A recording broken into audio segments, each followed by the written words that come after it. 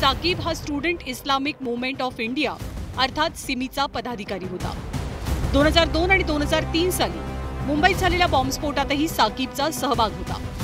याच प्रकरणी त्याला दोषी ठरवत 10 वर्षांची शिक्षा सुनावली गेली। 2017 साली शिक्षा पूर्ण करून बाहेर आल्यावर साकीब पुन्हा दहशतवादी कारवायांमध्ये सहभागी झाला।